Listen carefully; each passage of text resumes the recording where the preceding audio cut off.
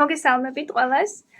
გადავწყვიტე ჩავწერო მოკლე ვიდეო ესესთან დაკავშირებით და გამოვიყენებ ეს TOEFL-ის წიგნს, რომელსაც გაჩვენებთ აი აქ, რადგანაც ჩემსაც ყდა არ აქვს სამწუხაროდ.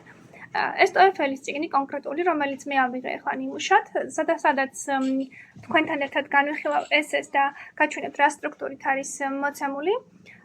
იწყება იმით, რომ გასწავლის წინადადებების აწყობას და აზრის გამოთქმას ზედმეტი სიტყვების გარეშე. თავიდანვე კარგია. პირველი ესე რაც არის აქ მოცემული, ესეთი სახით არის ესე იწყება. People attend college or university for many different reasons. For example, აქ არის მაგალითები მოცემული, რომელიც ზოგადად არ წერია ხოლმე, რახან პირველი ესე არის გიმარტივებს საქმეს. For example, new experiences, career preparation and increased knowledge. Why do you think people attend college or university? Use reasons and examples to support your answer. შენი აზრითო, რატომ აბარებენ ადამიანები კოლეჯში ან უნივერსიტეტში და მოიყვანენ მაგალითებიო. ეხლა ნახეთ, თუ დათვლით აი ამ ესეში რამდენი პარაგრაფია, 1, 2, 3, 4, 5, 5 პარაგრაფია.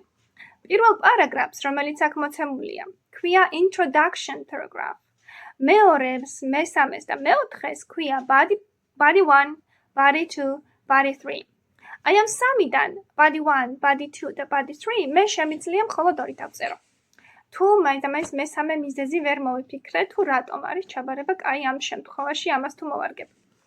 და ბოლოში იწერება conclusion დასკვნა. ეხლა თუ თავიდან დავიწყებ, introduction paragraphs ავხსნი ჯერ. Introduction paragraph-ი მნიშვნელოვანი არის, რადგანაც ზოგადად ეს წყვეტს ხოლმე წაიკითხავენ, განიხილავენ თუ არა თქვენს ესეს. რადგანაც თავისი სტრუქტურა აქვს. წინადადების რაოდენობას აქვს მნიშვნელოვანი, წესით შეიძლება 5 წინადადებამდე იყოს, ანუ 2 შეიძლება 3 კარგია, 4, ანუ 5-მდე. 5-ზე მეტი თუ წერია, უბრალოდ აღარ განიხილება, რადგანაც მიიჩნევა, რომ თქვენ აზრს აცდით, ანუ topics აცდით და სხვაგან წახვედით, სხვა რაღაცას წერთ.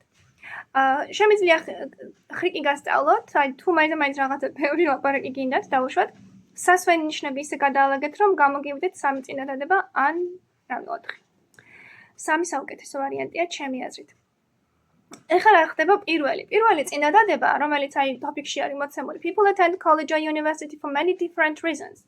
მე ეს შემიძლია გადავწერო, თუ დავიბენ და ვერაფერი მოვიფიქრე.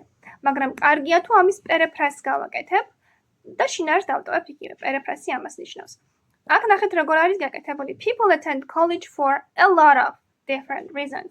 ანუ ამან მენის ნაცვლად, მენის პერეფრაზი გააკეთა. დაწერა a lot of, მარტო x შეცვალა. მაგრამ მაინც გამოვიდა პერეფრაზი. მერე უნდა დავწერო, მე რას ვფიქრობ, ანუ თქვენი მოსაზრება უნდა ჩანდეს აქ. I think, ეს არის ჩემი აზრით, მაგრამ თუ ჯობია სიტყვა I think is ნაცვლად ამის სინონიმურ სიტყვებს გამოიყენებთ, უკეთესია. აი შეიძლება თქვა მაგალითად as far as I am concerned, რაც ნიშნავს ჩემი აზრით.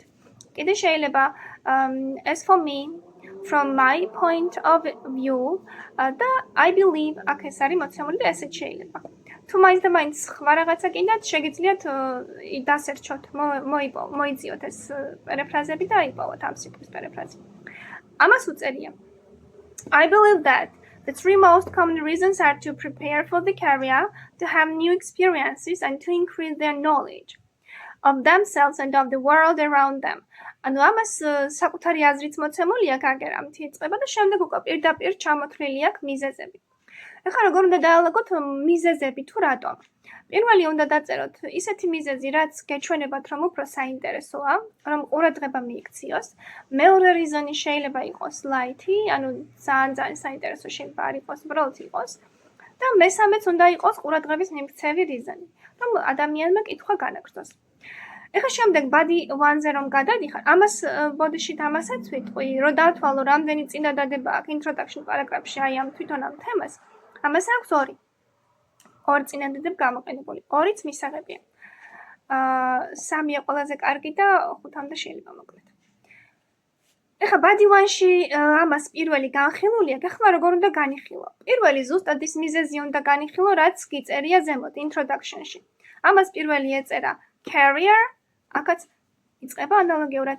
Career preparation is probably the primary reason. და ნუ შემდეგ უკვე არგუმენტი აქვს მოყვანილი მაგალითი და განიხილავს მათ. მეორეშიც იგივე საკეთებს body to-ში. ზუსტად ის მიზეზი აქვს განხილული, რომელიც მეორე ეწერა და body მესამეშიც მესამე მიზეზი რაც ეწერა. მეორეში ეს იყო bodyში ეს იყო experience მეორეში და მესამეში იყო increasing knowledge. და ბოლოში აქვს დასკვნა. რაც შეეხება დასკვნას. დასკვნა შეგიძლია იყოს ერთი წინადადებაც, ორი წინადადებაც. მან არანაირად შეზღუდული არ ხარ. ამას უწერია რამდენი წინადადებით? 3 წინადადება აქვს ამას. მაგრამ დასკვნის წინადადებები არ ითვლება, არ აქვს მნიშვნელობა. ამიტომ შეიძლება ერთიც იყოს, თუ თქვენ ერთი გაწყობთ ან ორიც. მოკლედ, ძირითადი სტრუქტურა აი ეს იყო, რაც ახლა ახსენი, SS-ი წარმატებებს გისურვებთ და რა ვიცი, იმედი მაქვს გამოგადგებათ ეს ვიდეო. დაგამშვიდობებით. Bye.